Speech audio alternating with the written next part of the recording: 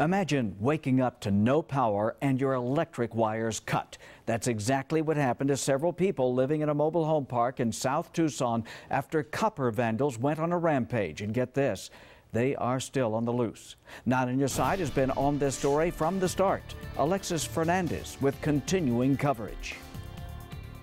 It's been 6 days since a copper thief or thieves stole thousands of dollars worth of electrical wires from a mobile home park in South Tucson. Since then, Lieutenant Jeff Enorio has been on the lookout. We also spoke to the alleged witness or suspect, and a matter of fact, he heard some grumblings going on earlier that day, I believe, and came over to the police department to indicate, hey, I may be named as a suspect in this, and I'm concerned about it. He was very cooperative with us. There's no indication that he was involved in it. But according to Jay Amin, owner of Arizona Motel and Trailer Park, police do know who the suspect is. I'm giving them details of the person, right now, that maybe somebody is responsible for that. Why they don't want to go out and investigate inside and go in detail and try to find out. And Amin says police aren't doing anything about it. He has mentioned that given the information that the police have, nothing has been done and these calls aren't being taken seriously. What's your response to that?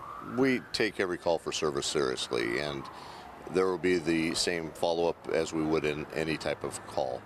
Unfortunately, scrap metal calls and thefts of scrap metal are tough cases to solve. Lieutenant Enorio says it's an area known for copper thefts. Unfortunately, the type of clientele that he's also attracting are some of our problem. But Amin says the police should take care of the problem. I don't understand why they are trying to blame us all the time when it is their responsibility to go out and protect us from all these evil people.